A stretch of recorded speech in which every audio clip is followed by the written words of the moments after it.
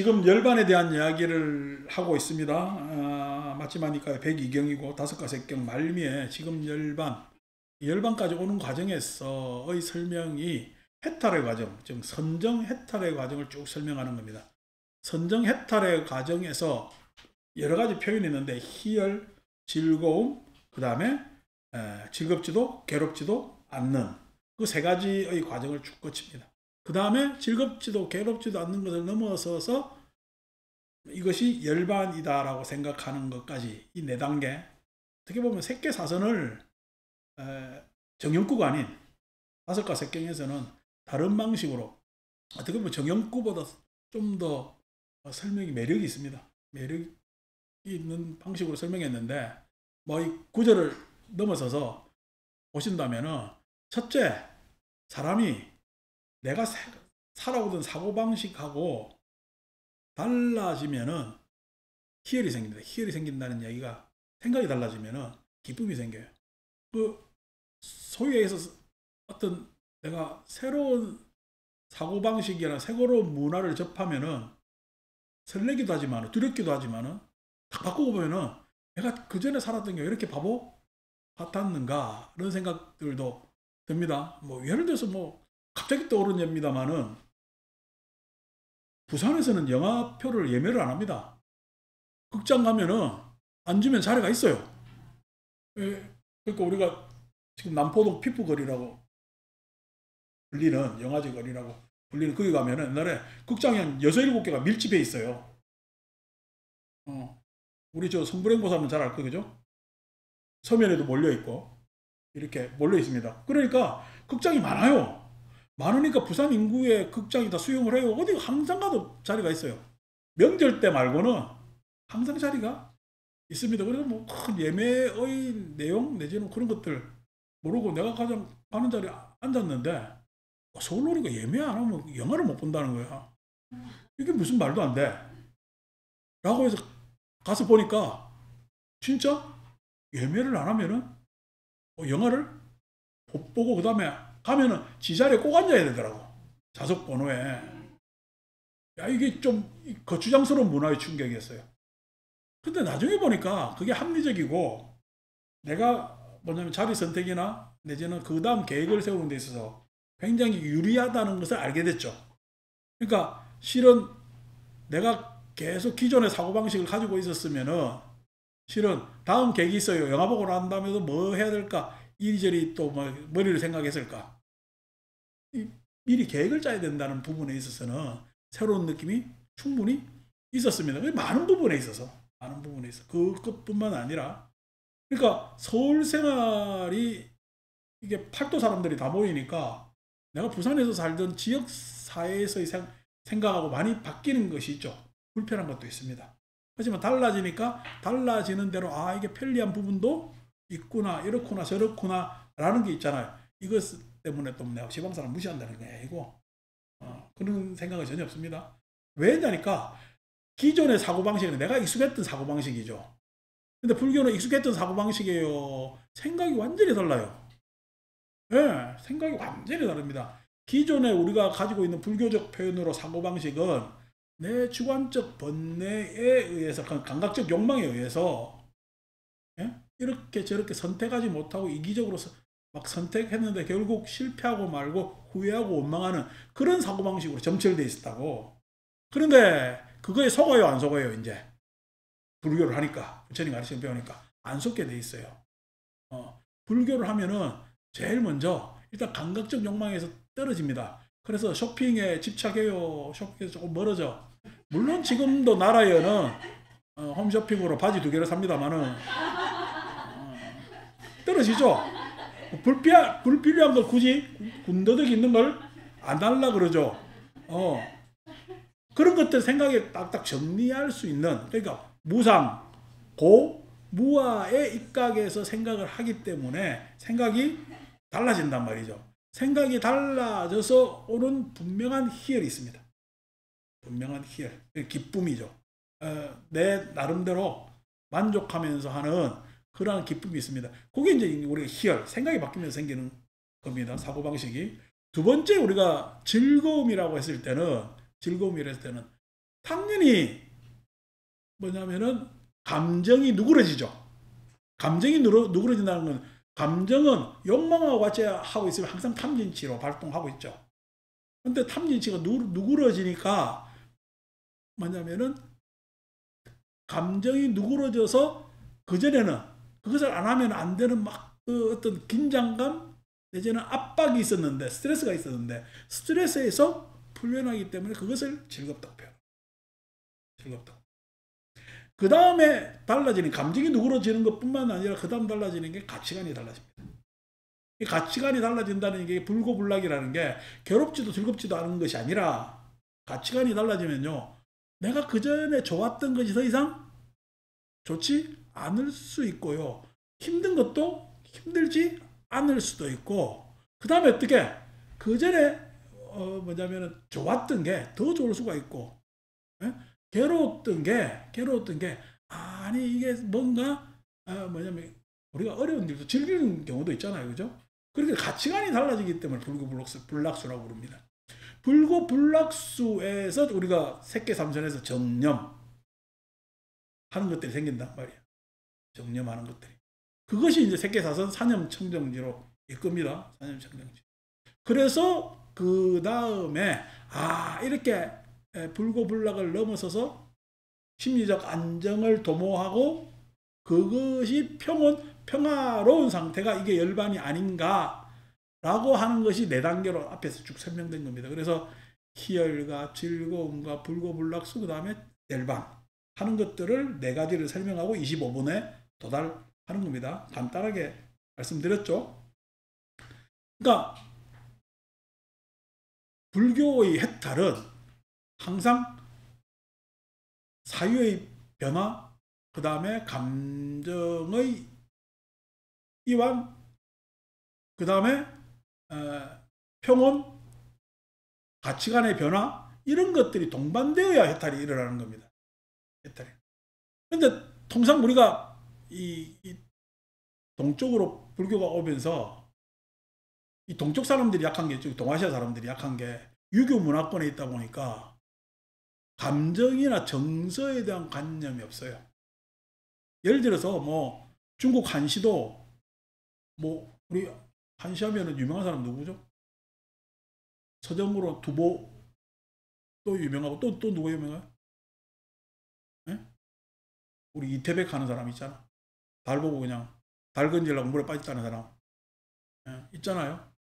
그러니까 그 사람들 시가 서정적이고 뭐냐면은 정서적이고 하는 시가 있습니다. 그런데 그 한시가 풍류라고 해서 있었지만, 우리 도교 문화를 좀 영향받아서 있지만, 여전히 주류의 생각은 뭐야? 가부장적 윤리 체계입니다. 가부장적 윤리 체계를 옹호하는 여러 가지 사상 체계로 이루어져 있기 때문에 정서나 감정에 대한 이야기가 많아요? 아니면 원리나 이치나 이런 걸 많이 따질까요? 원리나 이치를 많이 따지는 언어로 되어 있기 때문에 불교가 마치 그것을 해야 해탈하고 공부가 잘 되는 것처럼 생각하는 수도 있는데, 그거는 그냥 불교가 제대로 온전하게 전달되지 못하고 중국화된 병폐에 있죠. 그래서 가만히 우리 초기 불전을 따지고 보면은 불교의 가장 핵심은 뭐죠? 핵심은 우리가 통칭 느낌이라고 이야기하는, 느낌에서 일어나는 감정과 정서의 완화, 가치관의 혁신, 이런 것들이 불교의 내용입니다. 그러면서 한번 25번을 다시 보면은, 비구들이여, 열애는 이 위없는 최상의 고유한 경지를 완전하게 깨달았나니 그것은 6가지 감각 접촉 장소에서 일어남과 사라짐. 감각 접촉 장소에서 일어남과 사라지는 것은 첫째가 촉하고 난 다음에 수잖아요. 촉수 하는 거지. 접촉해서, 접촉이 실은 내가 접촉하고 싶은 것을 접촉하고 싶어요. 못하게 하는 여러 장애가 요소가 많고, 그것을 경계하는 여러 거리들이 많아. 여러 거리들이 많지. 그래서 그냥 바람만 많은 거야. 접촉을 하지 못해서. 그러니까 접촉해서 일어나는 것이잖아요. 접촉이라는 것은 항상 제가 말씀드리지만 느낌 이전에 접근과 회피라는 이미 주관적 뭐냐면 마음에 집착이 있는 겁니다. 어떤 것에는 접근하고 싶고 어떤 것에는 회피하고 싶고. 근데 접근하고 싶은 것은 내가 너무 잘 알아서 쾌락에 노출되어 있는 것이고, 회피한 것에 대해서는 괴로워서 싫어서 회피하는 건데, 싫은 것이 내가 제대로 싫어한 것을 경험했을까? 아니면은 싫어해야 된다고 세뇌를 받았을까? 싫어해야 된다고 세뇌를 받은 겁니다. 세뇌를 받은 겁니다. 뭐 최근에 어떤 정신 나간 인간이 행사에 검은 사람들 데리고 오지 말고 허연 사람들 데리고 오래가지고 정신 나간 인간이 있잖아요. 근데 여러분들 그 사람이 정신 나간 것 같지만은 참 너무나 지 마음을 잘 드러냈나? 여러분들 댁에 딸들이 있는 집에 사이를 보는데 백인을 데리고 왔어요, 흑인을 데리고 왔어요. 어떤 게 좋아요? 다 싫어요? 둘 중에 한 명 데리고 왔으면 그래도 이게 뭐냐면 사람들 안에 다 있단 말이에요. 그것을 인정하자는 것이 아니라 그 사람은 내뱉어가지고 그걸 어떻게 싫으면 이게 문제의식도 없는 거지. 그 사람은 문제의식이 없는 거야. 백인, 흑백의 차별이 있는 거야. 흑백의 차별. 그거는 아주 이거는 사람 중에서 별로 상종하지 않아야 될 사람들. 차별의식을 가지고 있는 거니까. 아니 적어도 우리가 어떻게 그렇게 차별에 노출되고 세뇌되어 있기 때문에 검은 것보다는 흰색을 좋아해. 그렇게 그냥 흰색 좋아해. 마이클 잭슨 그냥 얼굴에 분바르다 해가지고 허용가하다 그냥 간 거 아니오. 그러니까 그렇게 뭐냐면은 세뇌되었던 것들이 있단 말이야. 그 세뇌되었던 것들이 뭐냐면 회피를 할 수가 있다고. 촉할 때 내가 경험을 제대로 하지 못하게 만든다고. 그러니까 옛날 그냥 미켈란젤로 덕분에 예수는 팔레스타인이요, 안 그러면은 유럽 사람이요, 게르만이요. 아니 그냥 미켈란젤로 때문에 예수가 삭도 사람들 서양 사람인 줄 안단 말이야. 아니 예수는 중동 사람입니다. 얼굴 그래 안 생겼어요. 마리아도요 그래 안 생겼어요. 그런데 어떻게 천사고 마리아고 싹 다 그냥 서양 사람. 그러니까 그것도 세뇌돼 가지고 어떻게 서양 사람을 그때 문화가 내지는 세계적 힘의 지배에 있어서 세계사의 중심이었기 때문에 그것을 세뇌돼 있지. 알고 보면 기독교 시원은 시작은 사막에서 시작된 거 아니에요. 중동에서. 지금 우리가 가자지구 하는 그 난리 나는 데서 시작된 거 아니에요. 그게 다 요단강이고 뭐 있고 다 있는 거예요. 이제 그러니까 그런 뭐냐면은 어떤 우리의 착각, 세뇌 이런 것들이 회피하게끔 만들지. 접근하는 것은 내가 경험했어요. 다들 좋다니까. 죄송합니다. 속된 말로 나래비 서가지고 줄 서가지고 쫙 밀려들어가고 있는 행복이야. 그것에부터 일단 육촉처에서 육근이 문제가 있습니다. 벌써 가지고 있는 문제가. 그것이 접촉에서 가지는 수는요. 이게 당연히 왜곡됐겠지. 그래서 여기서 육촉에서 일어난과 사라짐을 여실히 하는 것은 달콤함과 재난과 그것에서 벗어남을 있는 그대로 알아. 이것이 얼만큼 공부를 하고 경험을 해야 알 수 있겠느냐고. 그죠? 우리가 경험 다 했어요? 못했어요? 못했잖아요. 우리가 경험하지 못한 것을 간접 경험, 교육을 통해서 경험시키는 것도 있다고 그랬죠. 교육을 통해서도 경험시키는 것들이 있습니다. 그래서 그 교육 이런 것들을 통해 가지고 집착에서 벗어날 수 있는 거예요. 갑자기 앉아가지고 뭐 참선하다 말고 할하고 견성하고 하는 거 쑥 엉터리 불교입니다. 그런 불교 없어요.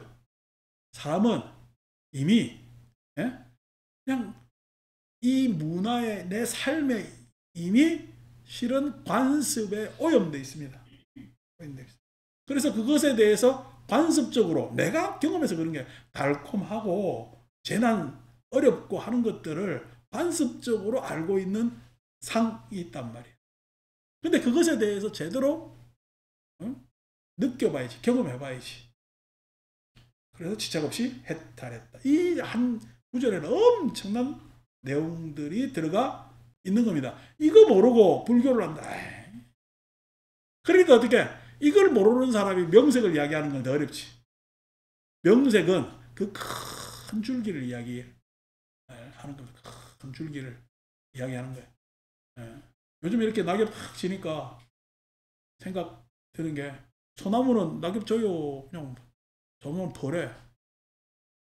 그냥 나 식물 공부를 좀 해야 되겠다.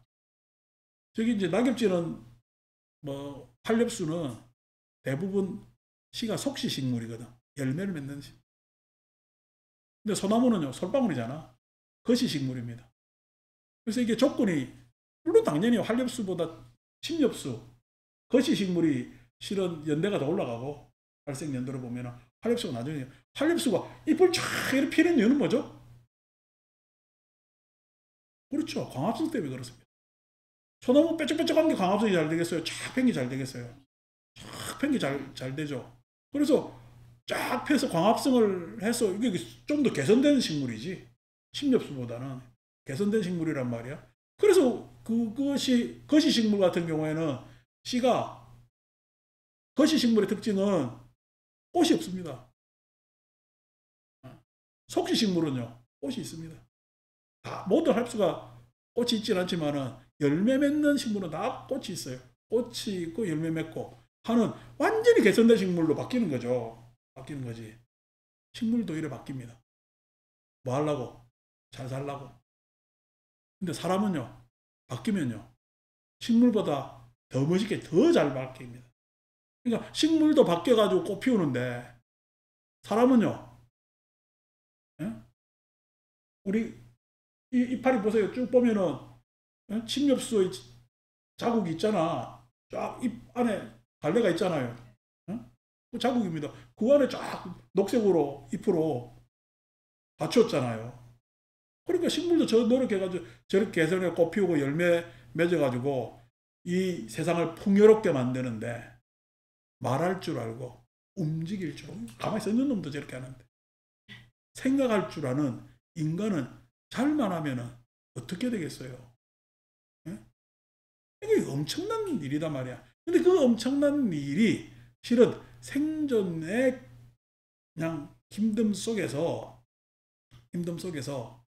그 수상행을 잘못 쓰고 있어서 식이 삐뚤어져 있으니까 수상행을 잘못 써서 식이 삐뚤어져 있으니까 그걸 개선하자는 게 그걸 개선하자는 게 불교 아닙니까? 그걸 해탈해야 돼. 그러니까 다시 말해서 아니 오늘 갑자기 짠 이렇게 식물 바뀌라고 바뀝니까? 안 그러면 지가 부단히 노력을 했어요. 부단히 노력합니다. 불교도 내가 희열, 즐거움, 그 다음에 불고불락수라는 아주 가치관의 변화 이런 것들이 있다 하더라도 임상 경험을 하지 않고 되질 않는다고. 그래서 육촉이 중요한 것이 새로운 경험을 하는 겁니다. 그 새로운 경험이 뭐냐면은 영기적 삶을 이야기를 합니다. 영기적 삶의 내용이 뭐냐면은 자비희사입니다. 자비희사. 여기서는 자비희사 이야기가 없죠.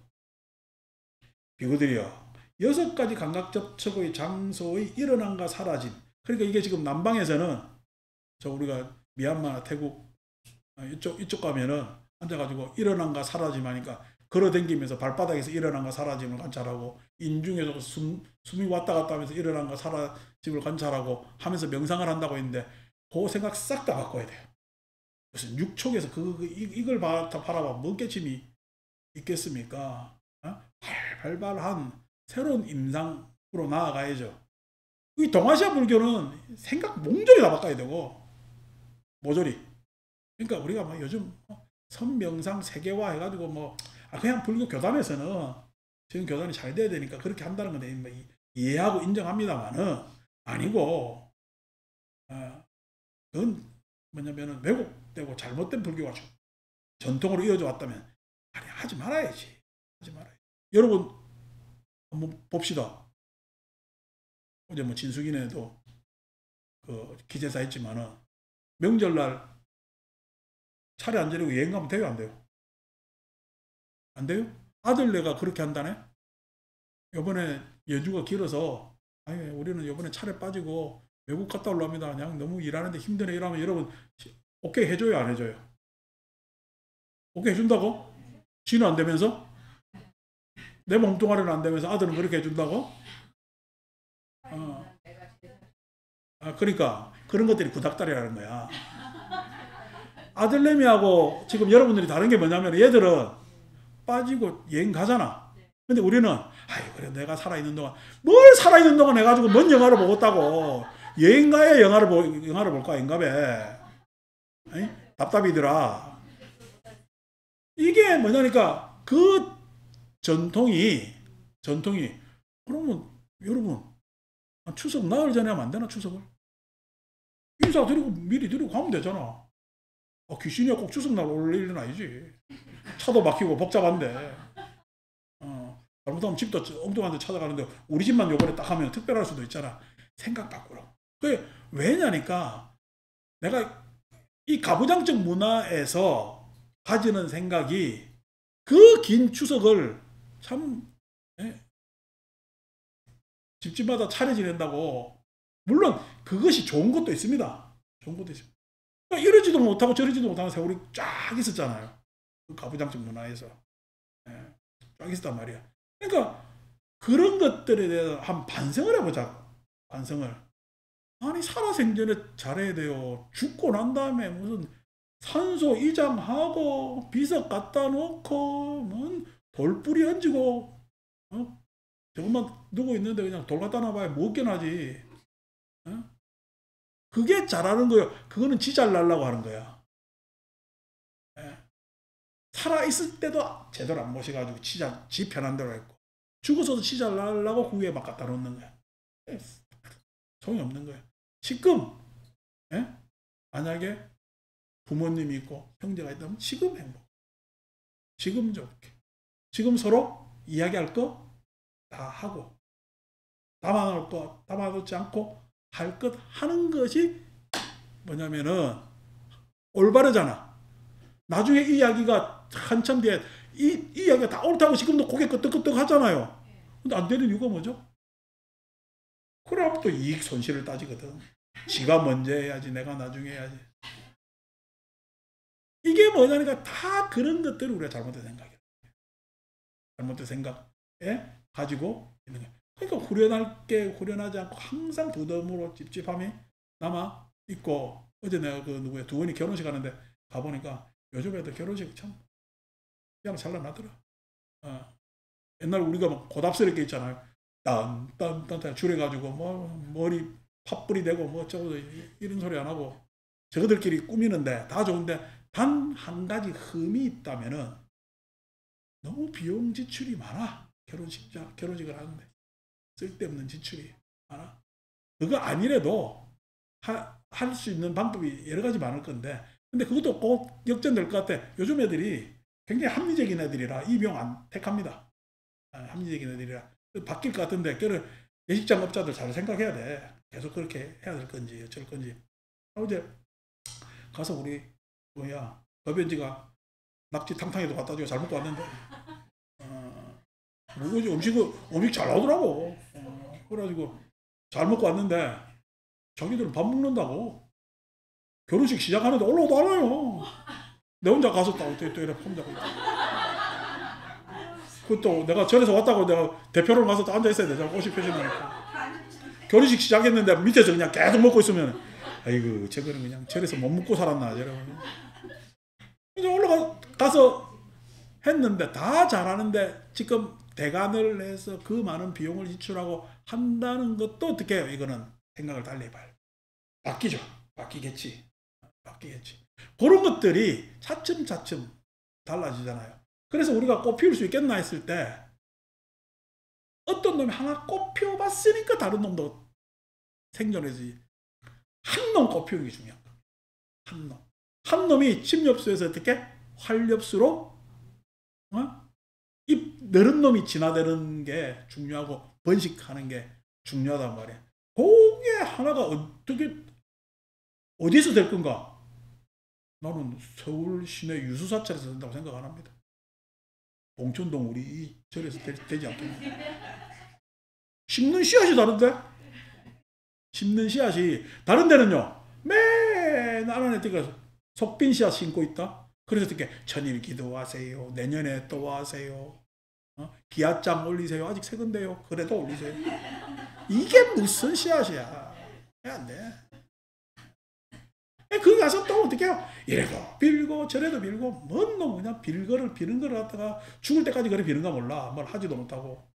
이게 뭐냐면은 소위 얘기해서 일어난과 사라짐에 대한 생각을 완전히 바꿔요.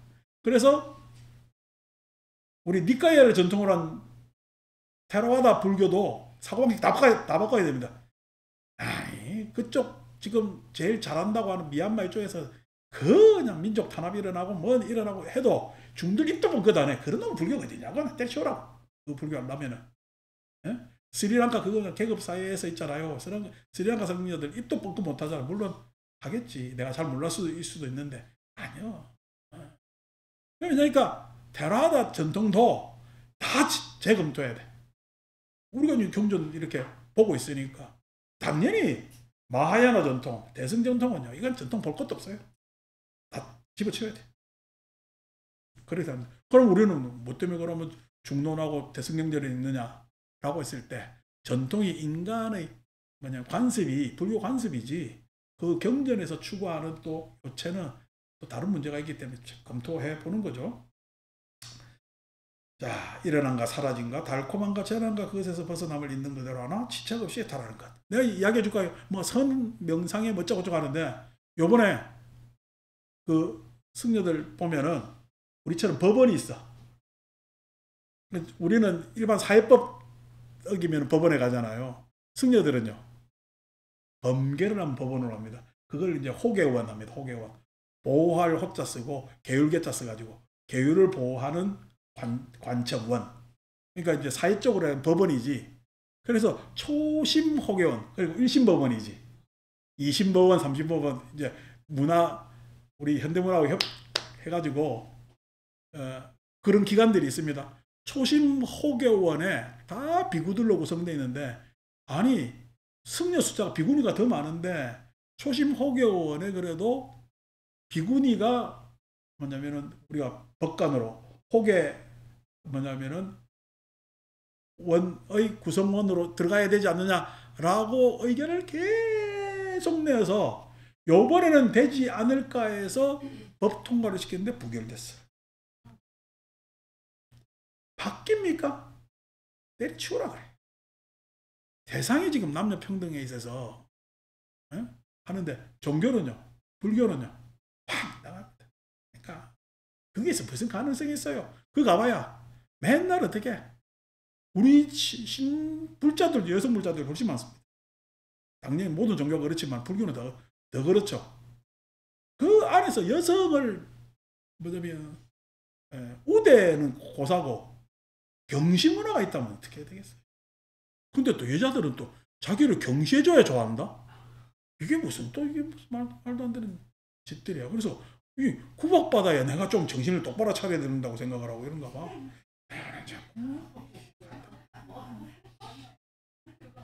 그건 아니죠. 말도 안 되잖아. 그러니까 이게 그 남성 우위의 문화 있잖아요. 거기서 못 벗어나는데 뭘 다른 부분에서 무슨 개선을 하고 뭐 그러니까 여성을 넘어설 수가 있어요. 부자면 돼. 그것도 문제고. 날 우리 스님도 밑에 금방 보사로 버선발로 뛰어나가더만. 옛날에는 금방이 부자였잖아요. 자, 그래서 달콤함과 재난과 그것에서 벗어남을 있는 그대로 하라. 집착 없이 다른 거. 이게 어렵습니다, 이게. 그래서 제가 이렇게 내가 이야기한 게 지금 여러분들이 이거 내 말에 안 건드리지. 이 영상 보고 듣는 사람은 속 터집니다, 이거 보면. 왜? 문제의식 가져요. 외면하고 눈 감고 있어요. 외면하고 눈 감고 있거든요. 그래서 이 장면은 다 끕니다. 더 이상 안 보려고 그래요. 왜? 남자라는 종자들은 더 그래. 저거 욕하는 거 딱 보면 아니까. 승려들만 그러겠어? 일반인도 그러겠어? 일반인 더 합니다. 그래서 딱 끕니다. 네. 왜? 듣기 싫은 거 아까 얘기했잖아요. 내가 경험해보지도 않았으면서도 싫어하는 거. 그것에 세뇌되어 있는 거. 그것이 뭐 한두 가지 문제겠어요? 그것에 대해서 내가 달콤함, 재난, 미련 이런 것들을 여실히 알아야 그 다음 단계로 넘어갈 수 있어요. 네. 이것이 열애가 완전하게 깨달은 위험 없는 최상의 고유한 경지다. 굉장히 추격되어 있고 더 이상 설명이 안 돼 있는데 우리가 나아가야 될 바로 보면은 자비사입니다. 세존께서는 이와 같이 살아셨다. 그 비구들은 흡족한 마음으로 세존의 말씀을 크게 기뻐하였다. 자, 103경 갑시다. 어떻게 생각하는가경. 그냥 킴티라는 게 이렇게 되는가 봐. 한 단어로 낌띠.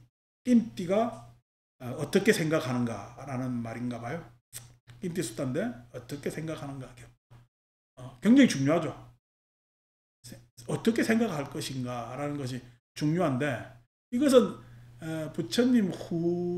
부처님께서 이제 예수는 아난다를 시자로 받고 난 다음 이후부터는 당신이 말씀하신 것을 정리해 가지고 체계화시키는데도 많은 시간의 할애를 하셨고 그 체계화시키는 것의 백미가 우리가 이야기하는 37가지 보리분법하는 겁니다. 그래서 어떻게 생각하는가 경에서는 37가지 보리분법을 체계화된 산물을 놓고 사람들에게 대중들에게 일어날 여러 가지 발생할 문제에 대해서 예측 가늠해보고 그것에 대한 현명한 해결 이런 이야기들을 하는 아주 또 소중한 경이 되겠습니다. 1번 이와 같이 나는 대로 한때 세종께서는 구시나라의 부친 열반지 구시나라입니다. 구시나라의 발리하라 나무 숲에 머무셨다. 거기서 세종께서는 비구들이여라고 비구들을 부르셨다. 세존이시여라고 비구들은 세종께 응했다. 세종께서는 이렇게 말씀하셨다. 이 비구들이여 그대들은 나에 대해 어떻게 생각하는가? 삼은 곧다마는 옷을 위하여 법을 설하는가? 옷이라는 계급이랬죠. 옷이라는 계급입니다. 이제 우리 고대 사회에서 옷은 다 계급입니다. 요번에 막 트럼프 왕관 주는 게 좋아가지고 하는 겁니다. 그 왕관이 왜 금으로 그렇게 올라갔겠어요? 계급입니다. 요번에 백제 그 정림사지 가니까 탑 있잖아요. 5층탑. 5층탑 굉장히 균형미가 있죠. 균형미가 있고 이게 여러분 그 정림사지 5층탑 보시면은 석가탑은 탑도 아니요. 그 어떤 균형미에 있어서 그게 뭐냐면은 기술입니다. 기술. 우리나라 백제의 기술은 이 정도야 라는 걸 선전해 놓은 겁니다. 이렇게 균형 잡게 탑을 올릴 수 있는 기술이 우리한테는 있는 거예요. 하이테크지. 그것도 더군다나 이제 우리 경주관 분황사가 있거든요. 분황사 가면 전탑입니다. 벽돌 쌓아가지고. 벽돌 쌓아가지고 우리가 서안 가면은 이제 그 육조탑 서안에 있나? 하여튼 그 탑 보면 다 전탑이거든.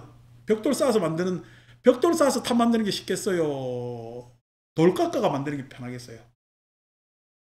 벽돌 쌓는 게 편하겠죠? 그죠? 쌓고 일부 잘 안 맞으면 떼내고 다시 하면 되니까. 돌도 여러분, 돌이 태저감이 편하겠어요? 안 그러면 화강암이 편하겠어요? 태저감은 슥슥슥슥 긁어내면 됩니다. 소위 이야기해서 우리 중국 도낭이나 도낭 가면은 석굴 사원이 있잖아. 석굴 사원 가면은 또 우리 인도 가면 아잔타 있잖아요. 아잔타 가서 보셨잖아. 가면 그 다 태저감이고 그 내지는 그 뭐라노 땅에 올라가가지고 생긴 지역이기 때문에 돌이 물러. 그렇기 때문에 가면은 툭툭툭툭 치면은 금방 깎여. 부드럽게 깎이기도 하고. 근데 화강암은요. 여러분 석굴암 부처님이 볼 만들려면요. 석공 죽습니다. 무슨 이 사포로 갈 것도 아니고 그걸 어떻게 깨끗하게 이렇게 빼요. 그죠? 엄청나게 망치질하고 다듬어야 될 거. 잘못 다듬으면 툭 떨어지면요. 꽝이지. 그 많은 돌을 또 어디서 구해와. 그러니까 이 뭐냐면 석공 화강암을 다루는 기술이, 그 다음에 우리 화강암을 다루려니까 정이 섬세해야 되겠지. 철기 문화가 아주 발달해야 돼. 철기 문화가 아주 발달해야 돼요. 이게 무슨 동으로는 안 되거든. 동으로는 못 갔거든. 쇠가 물러서 안 된단 말이야. 그러니까 그때의 모든 기술의 집약을 탑으로 딱 표현한 거예요. 이게 엄청난 겁니다. 자기 국력을 상징하는 거거든. 익산 미륵사지의 탑도 그렇고 백제무왕도 그렇고, 그래서 뭐 백제는 이제 근초고 무왕 때까지가 아주 그때 백제가 경상도까지 다 잡아먹었어야 되는데, 경상도 이 보리문디 촌놈들이 그냥 이쪽으로 와가지고 바람에 좀 그렇습니다만, 어쨌든 그렇게 되니까 이게 엄청난 그 문화적 그게 있죠. 이게 이제 일본으로 넘어가서 백제 문물이 넘어갔다는 것 아닙니까? 그 이야기 때까지 왔나? 그래서 그런 것들이 다 상징이 있다고. 그 옷이라는 고대 사회에서는 계급입니다, 계급. 어떤 계급? 우리 심지어 스님들 가사도요. 5조가리 있느냐, 7조가리 있느냐, 9조가리 있느냐, 이게 다르다고.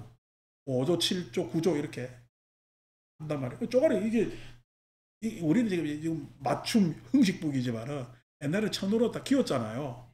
그래서 수행 경력에 따라서 뭐냐면 5조, 7조, 9조 이렇게 나누고, 수행 경력에 따라서 이게 또 계급에 내포된 그게 있지. 요즘 그것도 못 해가지고 그냥 안에 가사 안에 해가지고 내가 뭐 중덕이니 대덕이니 이래야 뭐 우리 옛날 그 군인들 이름표 적듯이 그걸 이름표 치는 거 뭐냐 오바로코 친다 그랬잖아. 가사에 그걸 또 표시를 해놨더라네. 삽질들 하는 거지. 무슨 보이스카우트 노름도 아니고 무슨 명찰 나는 대덕입니다 단다고 지가 대덕되나. 대덕이라는 건요 덕이 커야 될 것 아닌가. 그러니까 이런 것들이 이제 형식이지, 형식. 옷을 위하여 법을 설하시거나, 사문고따마는 음식을 위하여 법을 설하시거나. 그러니까 음식을 위해서 법을 설한다 해서 음식이라는 것은 소위 얘기해서 내 건강 내지는 내 삶의 질 이런 문제겠죠. 여러분들은 세상을 뭘 위해 삽니까? 어떤 명예를 위해 삽니까? 이러면 1번이지. 명예라는 것이 껍데기 그거잖아. 두 번째요. 음식을 위해서 살아요. 명예를 위해 살아요. 살라고 살아요. 재밌게. 요즘 월라벨 이런 것 때문에 음식입니다. 여기서 음식. 또 요즘 아들 어떻게 막 맛집 가면 졸졸졸 줄 서 있잖아. 여러분 맛집 앞에 가면 줄 서서 먹습니까? 안 그러면 아이고 뭐 복잡한 게 다르니까 합니까? 그러니까 여러분들은 그렇습니다. 여러분들은 나도 그렇거든. 꼰대입니다. 여주 애들은 그냥 서서 먹어야 되는 거야. 살아가나 사문고따마는 거처를 위해서의 권력입니다. 권위. 그러니까 옷은 계급이고 그 다음에 집은 권위입니다. 권위. 그래서 어떻게 옛날 왕이 100칸짜리 사니까 왕 밑에까지 가야지. 그래서 99칸이지. 99칸. 그러니까 한 칸, 두 칸이 옛날에 우리는 이제 한 평, 두 평으로 넓이로 요즘은 하도 땅이 그래서 그렇지만은 한 칸, 두 칸은 집 기둥과 기둥 사이 한 칸이라 그러잖아요. 한 칸, 두 칸. 그걸 99칸까지 세울 수 있는 다양한 집을 지을 수 있다는 거예요. 집칸이 있는. 왕은 이제 100칸 이상 지어도 아무 상관 없고 하는 것 아닙니까? 이제 그게 권위입니다. 법을 설하거나 삼은 고따마는 더 나은 존재를 위하여. 이제 수준이죠. 우리 이제 앞에 거를 통칭해서 내가 이런 존재다라고 하는 표현을 할 수 있겠지. 그래서 이제 우리가 이제 수준, 그레이드로 이야기를 하는. 그러니까 막 우리가 서로 사돈 맺을 때, 상견례 할 때, 저 집은 어떻게 사노 할 때 이게 존재입니다, 정치. 어떻게 사노, 어떤 위치에 있는가, 어떤 존재들인가를 위하여 법을 설한다고 생각하는 거야. 이 세속적 입장으로 이야기를 했고, 이걸 또 세간적 입장에서는 또 이렇게 이야기하죠. 옷 이야기하면 내가 드러나는 것으로, 아니, 축구에서 오래된 사람, 구참인 경우도 있겠죠, 그죠? 음식, 뭐 일종 음식을 하더라도, 아니, 예를 들어서 옛날에는 보시 않는 바로 걸식하는 데 있지만은 그 스님만 팬이 있어야 잘해주는 걸식이 있을 것 아닌가 봐. 그럼 맨날 만난 거 잘 먹겠지. 근데 팬 없는 스님은요, 지나가도 안 준다. 차제거리 하는데 7집 이상 지나가면 안 되잖아요. 7집이라는 것도 그것도 한 집, 두 집 그게 아니고 뭘 얻겠다고 자꾸 구차하게 방황하지 말라는 거야. 적당히 먹어. 좀, 격조 있게 살아라는 이야기입니다, 그게. 근데 내가 뭐 지금 우리 대원정사 안에서 내가 먹고 사는 걱정을 안 하잖아요. 그러니까 이는 참 편하겠다, 이런 이야기를 친구들이 해. 도반들이 해. 그렇게 이야기를 한다면 나는 어떻게 하지만 요즘 것도 어떻게 살다 보니까 구참인데도 따르는 불자들이라든지는 관계하는 사람들이 없는 경우도 있겠죠. 굉장히 힘듭니다. 굉장히 힘들어요. 그래서 뭐 선방에 가서 정진하는 사람들도 있고, 그래서 해제비, 선방에는 이제 들어가서 나올 때는 이제 비용을 좀 이렇게 다니시라고 비용을 드립니다, 용돈을. 네, 그 해제비 다 쓰는 스님들도 계시고, 그 다음에 또 뭐 절에서 그냥 나무라 다다다다 해가지고 기도하시는 스님들도 계시고, 뭐 여러 스님들이 있죠. 그분들이 무슨 관계하는 신도들이나 이제 불자도 후원해주는 사람들이 있으면 편케 살지. 자기 하고 싶은 거 하지. 왜 그렇게 살겠어요? 라고 했을 때 그런 분들도 계시겠지. 음식에 대한다면은. 이제 집 하면은 저게, 아이고, 기아집 크게 저러고 막 불사를 해가지고 일주일 동안 법회도 안 하면서 법당 텅텅 비면서, 요 앞에 우리 공문법당도 가면은 물론 새벽 기도하고 막 하는데 그 법당 꽉 채워서 기도하는 날이 며칠 돼요. 새로 건물 하나 지었잖아. 그 건물 막 여러 수십억 해가지고 지었는데 사용해요. 그냥 가만히 있어요. 가만히 있다고.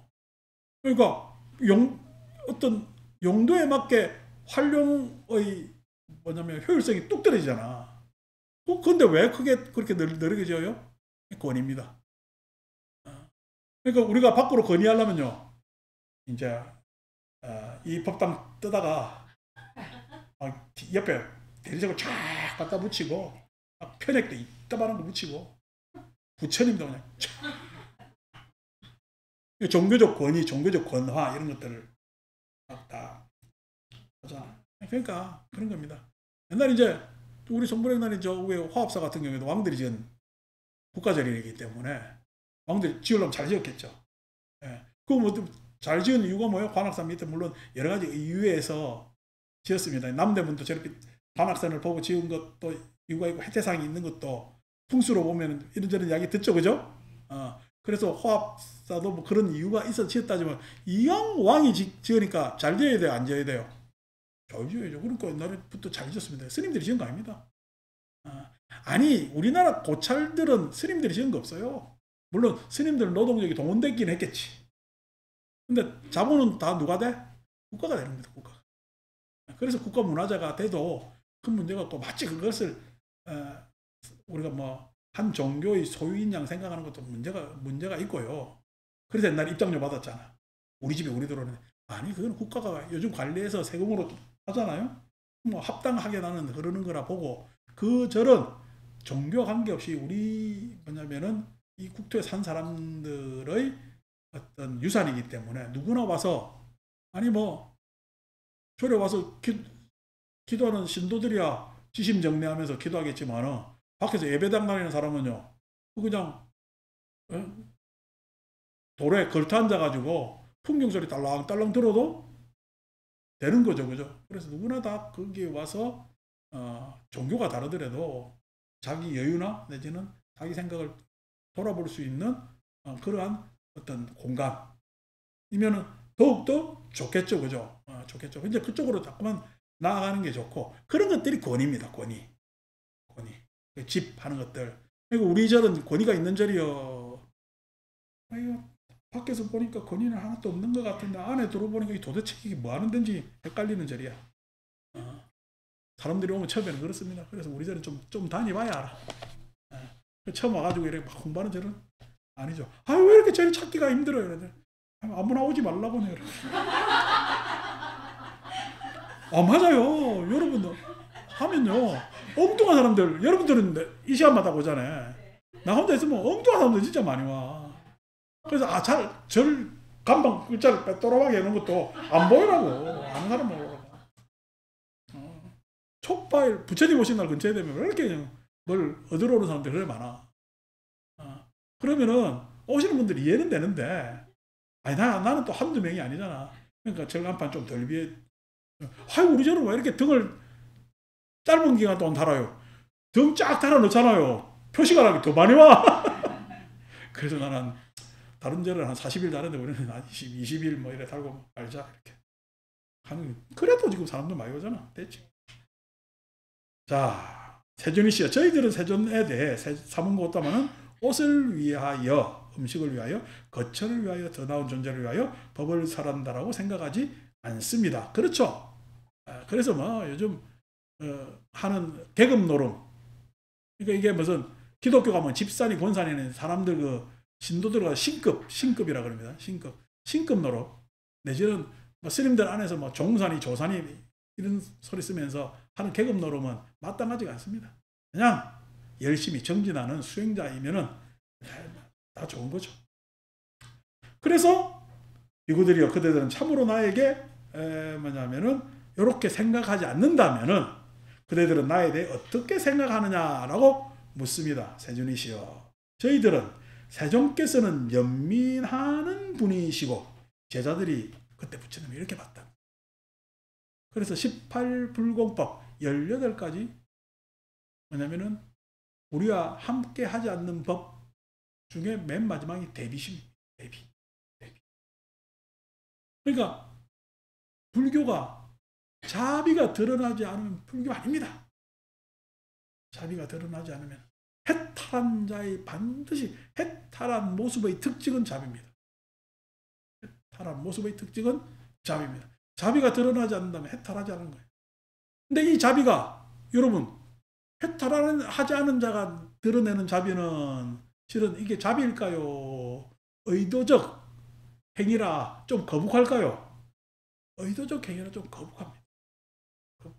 근데 해탈한 자에게 일어나는 자비는요, 진짜 위하고 위로하고, 예? 격려하고 보듬어주고 안아주고 하는 마음이기 때문에 전혀 다른 거란 말이에요. 그래서 세존께서는 연민하는 분이시고 저희들의 이익을 바라시며 당신의 이익을 바래, 중생의 이익을 바래. 중생과 이 세상의 이익, 인천의 이익을 위해서 법을 설한다라고 말씀하시잖아요. 전도 선언할 때 부처님께서 부처님 가르친 법을 설하는 이유가, 세상에 전도하는 이유가 인천의 이익을 위해서, 하늘과 땅의, 사람과 하늘의 이익을 위해서. 여기서 인천이라는 것은 사람, 현실과 그 다음에 그 사람들이 가지고 있는 꿈, 희망 이상의 이익을 위해서 법을 설한다. 이렇게 되어 있거든요. 이거에 위배되면 불교 아닙니다. 그러니까 뭐 할, 임 없고 다 불교 아닙니다. 왜? 부처님께서 왜냐하면 그때 당시 제자들이 부처님을 바라본 모습이고, 그것이 드러난 모습이기 때문에 사람들한테 소중하게 드러난 모습이기 때문에 그것이 아니라면 우리가 생각해 봐야 될 문제 아닙니까? 연민으로 법을 설하신다라고 이와 같이 부처님 세존에 대해 생각합니다. 그죠? 연민과 중생들의 이익이란 말이에요. 좀 전에 우리가 마친 다섯과 색경에서 맨 마지막에 뭐였죠? 육촉에서 내가 가지고 이런 달콤한 재난에서 그 집착에서 벗어나 해탈한다고 했을 때 내가 뭘 가져야 돼? 연민심이 일어나면은 나는 해탈한 겁니다. 연민심. 그 연민심은 반드시 연기법을 통달해야, 연기법을 깨달아야 일어나. 연기법이라는 것은 그냥 이치적 원리적 작동의 문제가 아니라니까. 연기법을 깨달았다는 건 당연히 생각으로도 이치적으로도 알아야 되겠죠. 설명해야 되니까 알아야 되겠지만은 진짜 연기법이라는 것은 예? 내가 있으므로 너가 있다라고 했을 때 내가 있으므로 너가 있다라는 것이 순차적 관계야. 그럼 무로 해서 너가 있으므로 내가 있는 거야. 무로의 관계로 있는 겁니다. 그래서 상대는요, 나한테는 예? 나라는 최소한 필요 조건을 수행하기 위해서 상대는 충분 조건이에요. 상대는 충분 조건. 나라는 관념은요, 내가 세상 살아나가는 데 있어서 필요 조건이죠. 필요 조건입니다. 나라는 관념은 필요하죠. 그렇지만 나라는 관념은 충분하지 않아요. 왜? 여러분, 내가 내 스스로 애착을 가지고 나를 귀하게 생각해서 누구는 예? 자기애를 가지고 뭐 우리가 나르시즘이라고 이야기하는 자기애를 가지고 집착도 하고 뭐도 하지만은 왜 자기애를 가집니까? 왜 나르시즘이 생겨요? 다른 사람이 나를 인정하지 않기 때문에 나르시즘. 자기애를 가지는 거예요. 여러분, 다른 사람이 나를 펑펑 인정하고 기여기는데 내가 나르시즘을 가질 필요가 없잖아요. 나르시즘은요, 저 사람이 나를 위하는 거 아닌가 의심이 형성돼. 근데 어떻게 나는 저 사람의 의심이나 그것에 대해서 훼손되지 않아야 되겠어. 훼손생기는 게 나르시즘이다. 다른 사람 못 믿어서 생기는 거야. 나르시즘. 자기 우월이라는 것이 다른 사람이 다 우월하다 우월감을 가질 필요가 뭐 있어요. 안 가진다고. 그런데 어떻게 그걸 가지는 이유도 그것도 병이죠. 내가 우월감만 있어요. 실은 내 스스로 비하해. 자책하고. 그것도 뭐예요? 자책하고 내 스스로 비하하고 하는 것도 나를 비하하는데 비하하는 놈은요. 나를 비하해서 개운한 놈이에요. 그 나르시즘의 뒤에 나하고 똑같은 거예요. 그것 자기 원망을 해서 자기 활로를 모색하려는 사람이 있어요. 그것도 안 좋은 거죠. 그래서 그거에 다 빠지는 이유가 뭐냐면은 소위 이야기하는 연민심이 있어요. 네, 연기법을 깨닫지 못해. 서로 마음 교환을 못 해본 거예요. 마음 교환을. 우리가 소위 얘기해서 우월주의에 빠진 사람들의 특징이 뭐냐니까 우리가 명문대 이런 우월감에 빠집니다. 왜 우월감에 빠져요? 평생 동안 어떻게 다른 사람들이 자기를 우대해 왔거든. 네? 내가 다른 사람을 우대해 본 적이 있어요, 없어요? 네. 한쪽의 편향이 일어났을 때 그런 생각을 많이 빠지게 되고 그렇게 안 하면요. 그런 데 가서 당혹스럽게 생각. 서울대 다니는 애들이 제일 힘든 게 뭔지 알아요? 자기가 고등학교 때까지는 항상 우월적이었어. 근데 서울대 가보니까 다 서울대생이거든. 거기에서 상처 입어가지고 힘들어합니다. 그 안에서 또 뭐냐면 우열을 가려야 되니까. 우열을 가려야 되니까. 굉장히 힘들어하거든요. 그러니까 내가 다른 사람을 인정하거나 상대를 어떻게 귀하게 본 적이 한 번도 없는 거야. 없는 거야. 그러니까 마음 교환을 했어요, 안 했어요? 마음 교환을 안 해본 거예요. 마음 교환을. 한 번도 안 해본 거예요. 그러니까 소위 이야기하는 연기법은 꽝인 사람들이에요. 그런 사람들이 심리적 절벽을 다 가지고 있지. 그래서 그 절벽에서 어떻게 떨어지면은 어쩔 줄 몰라 합니다. 그래서 자기가 자꾸 무시된다든지 내지는 그렇게 되든지. 예를 들어서 우리가 사회생활 하잖아요. 사회생활 쭉 하는데 내가 막 적당히 중소기업 다니다가 정년을 했어요. 정년을 하면은 물론 그분도 열심히 일했다가 정년했으니까 심리적으로 힘들겠죠. 근데 저 잘 나가는 직업에 다니다가 한 사람보다 더 하겠어요, 덜 하겠어요? 덜 합니다. 왜냐니까 이분은 여러 주변 사람들하고 마음을 교환했어요. 자기 애환을 교환해 왔다고. 근데 대기업은 대기업에 잘 나가는 사람들 애환을 교환했을까? 응당 나는 잘 나가야 되고 애환거리는 다 쟤들이나 하는 것이고 내가 그 애환의 구덩텅이에 빠질 줄 모르고 있었거든. 다 충격받았어. 다 충격받아. 그러니까 그거 마땅한 거예요. 아니다 말이에요. 그러니까 그런 것들이 다 있습니다. 그 연민이라는 것은 연습해야 됩니다. 사랑이라는 거 연습하지 않으면은 안 되는 겁니다. 이게 물론 부모가 자식을 사랑하는 거야. 우리가 인류가 쭉 지향해 오면서 가져온 학습이 있습니다만은, 생물학적 학습이 있습니다만은, 아니 우리가 사회적 학습은 덜 된 게 사실이잖아요. 사회적 학습으로 보세요. 우리가 어느 시대에 서로를 사랑하는, 물론 2000년 전에 예수도 사랑해라고 이야기를 했지만, 그렇게 이야기했지만 지금도 실천이 안 되고 있고, 부처님도 지금 제자들 보고 연민심을 가지고 있다고 이야기를 하지만은 지금도 불교에서 여러분 자비라는 것, 어느 절에 가면은 우리 절은 자비가 가장 큰 모토입니다 라고 해요. 그러면 복이 모토라고 그래요. 스님들 안에서는 깨달음이 모토라고 그래요.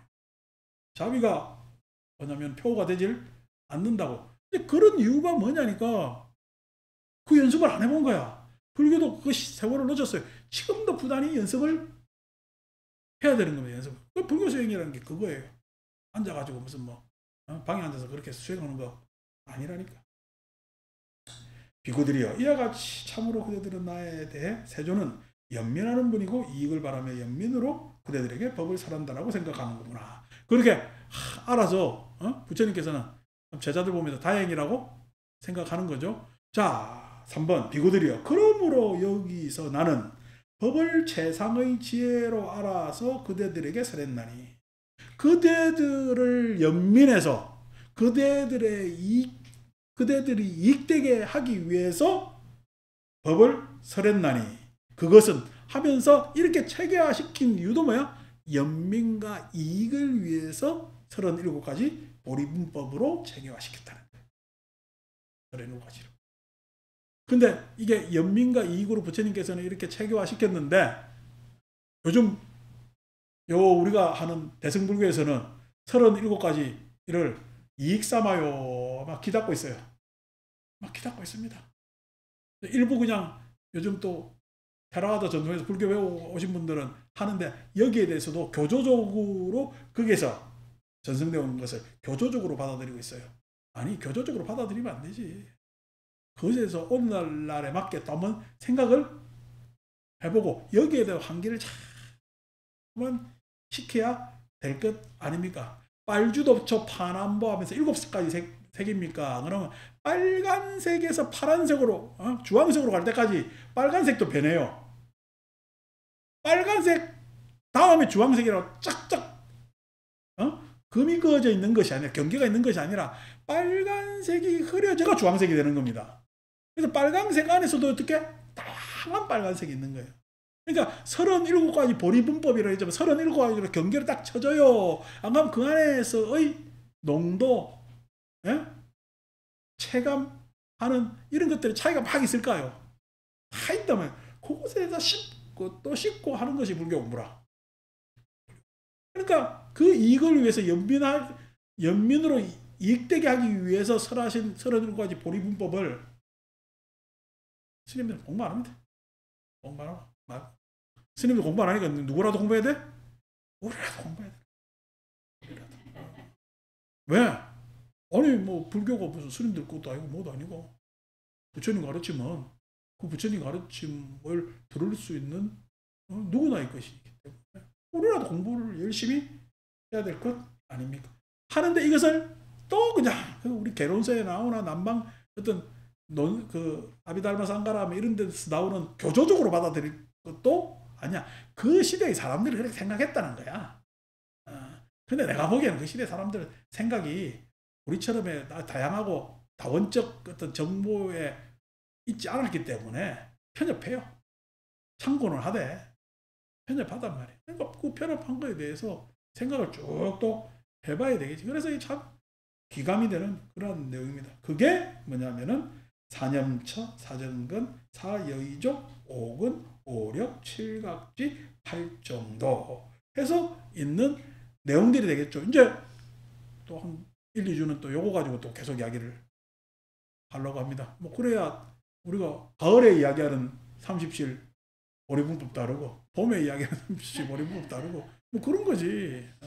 계속 이야기하고 우리가 또 세월 불교 공부를 해온 세월에 따라서 그것을 생각해 보여야 될 여러분들의 계기도 다르고 나의 계기도 다르기 때문에 계속적으로 이야기할 수가 있는 겁니다. 그것이 부처님께서 우리를 염려하셔서 이렇게 체계화시켜서 이익 보라고 해놓은 시설 방편이기 때문에 그런 거죠. 그래서 그런데 이제 이렇게 여러 가지 체감, 농도 뭐 이런 것들이 쭉 있기 때문에 여기에 대한 견해가 다 같겠어요, 다르겠어요?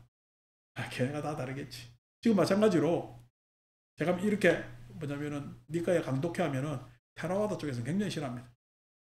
뭐 우리 대승불교 하는 쪽에서 관심도 없고 왜냐니까 지 자의적으로 해석한다는.